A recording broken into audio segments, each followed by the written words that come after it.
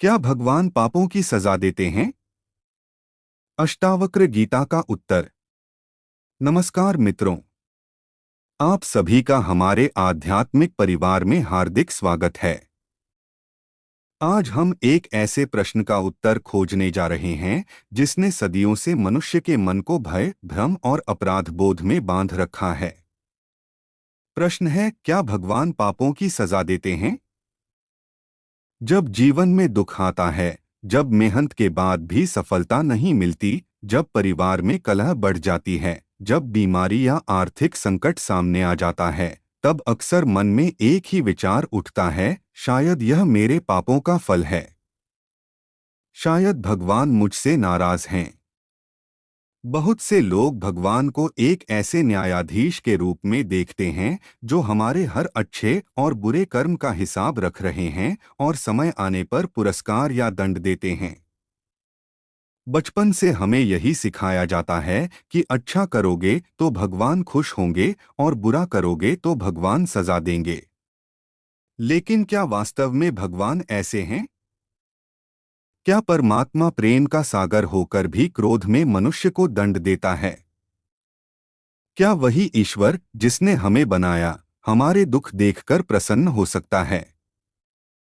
इन सभी प्रश्नों का उत्तर अष्टावक्र गीता हमें एक बिल्कुल अलग दृष्टि से देती है। अष्टावक्र गीता डर का नहीं, ज्ञान का ग्रंथ है। यह हमें किसी स्वर्ग या नरक का भय दिखाकर नहीं, बल्कि हमारे भीतर छिपे सत्य का परिचय कराकर मुक्त करना चाहती है। अष्टावक्र कहते हैं कि मनुष्य का सबसे बड़ा दुख भगवान की सजा नहीं, बल्कि अपने वास्तविक स्वरूप को भूल जाना है। यही अज्ञान सभी दुखों की जड़ है। मित्रों, कल्पना कीजिए कि एक व्यक्ति रात के अंधेरे में जमीन पर पड़ी रस्सी को सांप समझ लेता है। भय से उसका शरीर कांपने लगता है, उसकी धड़कन तेज हो जाती है और वह भागने लगता है। अब सोचिए, क्या वास्तव में वहां सांप था?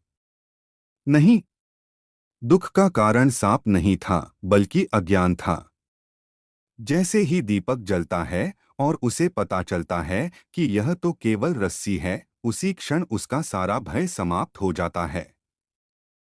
अष्टावक्र कहते हैं कि जीवन में भी यही होता है। हम अपने वास्तविक स्वरूप को भूलकर स्वयं को केवल शरीर और मन मान बैठते हैं। फिर हम सुख दुख, पाप पुण्य, सम्मान अपमान और सफलता असफलता में उलझ जाते हैं। यहीं से बंधन शुरू होता है। भगवान हमें दंड नहीं देते, हमारा अज्ञान ही हमें दुख देता है। अब प्रश्न उठता है कि यदि भगवान सजा नहीं देते तो कर्मों का फल कौन देता है? इसका उत्तर भी बहुत सरल है। जिस प्रकार आग का स्वभाव जलाना है, उसी प्रकार कर्म का स्वभाव फल देना है। यदि कोई व्यक्ति आग में हाथ डाल दे तो क्या आग उसे दंड देती है? नहीं, आग केवल अपना स्वभाव निभाती है। ठीक उसी प्रकार यदि कोई व्यक्ति क्रोध, लालच, छल, हिंसा और अहंकार से जीवन जीता है तो उसका परिणाम उसे अवश्य मिलता है। यह भगवान का क्रोध नहीं, बल्कि प्रकृति का नियम है। जिस प्रकार खेत में गेहूं बोने वाला गेहूं ही काटता है और कांटे बोने वाला फूलों की उम्मीद नहीं कर सकता, उसी प्रकार हमारे कर्म भी अपना फल लेकर ही लौटते हैं। इसलिए भगवान को दोष देना उचित नहीं। दुख हमारे कर्मों के नियम से आता है, न कि भगवान के क्रोध से।